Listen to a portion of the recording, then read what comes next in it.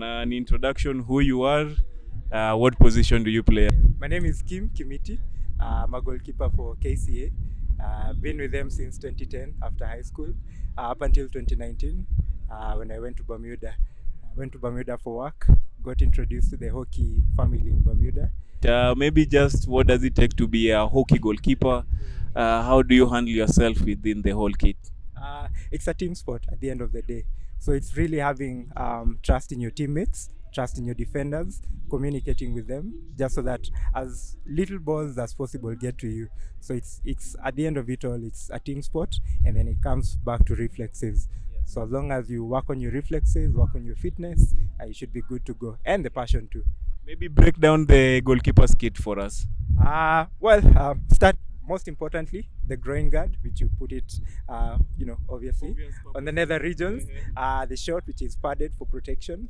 You have kickers and shin guards, which are larger than your typical hockey player shin guards. And then the chest guard, which covers the chest and the stomach. And then the helmet.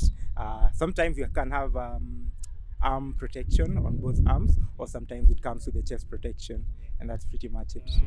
Have you mentioned the helmet? Yes. Second most important part of the kit. Yes. I hear there are supposed to be particular sizes for the. Yeah, tell me about that. So it all depends with the ages. What I've seen is for the junior ones, you have the little kits. So by size estimation, the leg guard might get up to here. The medium ones will get up to here, and then for the larger ones, will get up to here. Those ones are more comfortable, give you more protection. Yeah. What are some of these brands and which is your best offer? Obo, I'll have to give it to Obo. Very comfortable, very light. But TK, I've used TK ever since my high school days. So my preference would be Obo, but TK have a really good kit as well. Yeah. I would assume it's heavy. What's your take on this? It's not heavy. Once you put it on, get used to it. Walk around, run around in it. You get used to the feeling of having it on. So it's not heavy at all, especially the Obo kits. Yeah. Any special running training that I have to do for it, or it's natural? I'd say as long as you're comfortable in the kit, that's the most important bit. So as long as when you put it on, you're able to move around, run around, jump around in it. If you're able to run around more and more often, you get more and more comfortable in the kit. So the most important bit is to be comfortable in it. Okay.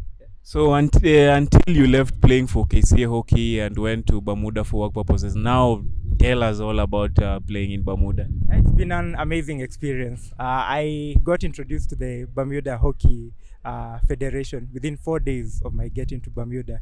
They were doing a recruitment drive. I showed up at the hotel where they were doing the recruitment, and I said, hey, my name is Kim. I'm from Kenya and I'm a goalkeeper. And they accepted me. They had me. As soon as that, it was on Thursday. By Sunday, we were already playing with them, registered, and part of them. So I predominantly am a goalkeeper, but in Bermuda, where we don't have as many men playing just because of the numbers, sometimes I play outfield as well. So I double up as a goalkeeper when needed, and outfield when I want to go out and have a run. Yeah. So how's that league like, and any resemblance or differences with what you are doing here in Kenya? I know we don't have a mixed league though, so any other that you can point out? Yeah, I'd say I'll take you back to a couple of years, way before my time. Around 2007 to 2008, there used to be a lot of men players in Bermuda, but after the 2008 financial crisis, I think most people left the island, and so we didn't have many men staying on, and so we didn't have as many numbers for the men's league.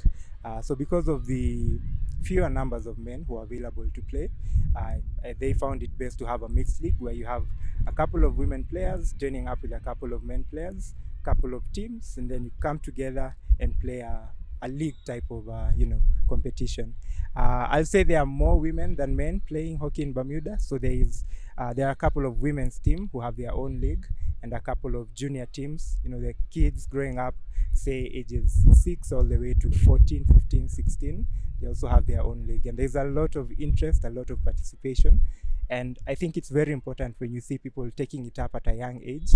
By the time they get to, say, high school, when we are in high school or uni in Kenya, Discovering it in Kenya. exactly, they've been used to playing, they've been used to, holding the stick, if it's a goalkeeper, he's been playing since he was 5-6 years, so it's obviously a competitive edge. Yeah. Yeah. So what's next in Bermuda? Are you still going to be playing the mixed league? How is Yep. that structure looking like for you there? Yep, we really want to continue with the mixed league because there's been a lot of interest the past 2 years, especially after COVID, when people are now coming back to play. We are now going into tournaments to different countries. Earlier on in February, there was a tournament in Jersey, where our team went to Jersey, participated during the Easter holiday for that particular tournament, and came back. So we are looking to make it more of an annual participation in the tournaments, and if we are able to go to different places, that will be, a fantastic experience. There's also a women's tournament coming up in September. It's Central Islands tournament, so it's going to be hosted by Bermuda. Should be in the last week of September. Bermuda as a country is also participating, the ladies team, which is going to be very, very exciting. Yeah. Where is Bermuda? It's in the Atlantic. I'd say somewhere between the US and the UK. So it's 2 hours away from the US on the Atlantic. Yeah. How did you know about the opportunities in Bermuda, Kim? Someone might just be asking there. Yeah. Career-wise, we always had we're always looking out to see what's happening outside, what opportunities are there. Interestingly enough, it was through LinkedIn. Someone said, "Oh, we see the opportunities in Bermuda. How about we all apply?" My friends and a couple of my colleagues applied and sat through a couple of interviews, got in. That was 2019, and here we are. Yes. Yeah. So in Kenya for a short while, tell us where we are today, why you had to show up for this tournament. Yeah. How has that experience been? Yeah, this is an annual tournament that's held in Nakuru. A fantastic tournament, and I have to give it out to the organizers for the wonderful work that they do. So we are here from yesterday and today, where the finals are going to be played, I think, in the next couple of minutes. And so it's a really wonderful experience, and we are all happy to be here. And before I forget, something I wanted to mention, I'll give a quick shout out to the Bermuda Hockey Federation.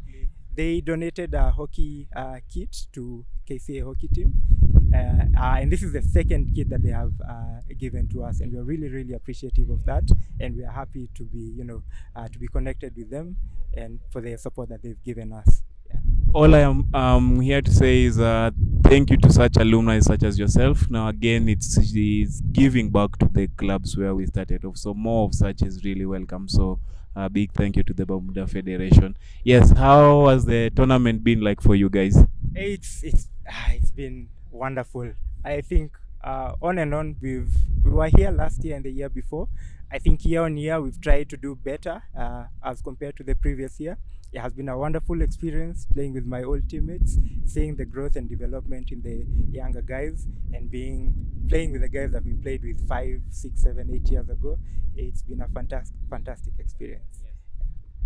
Any last word for us, and how can people keep in touch with you, people who might have extra questions than I do?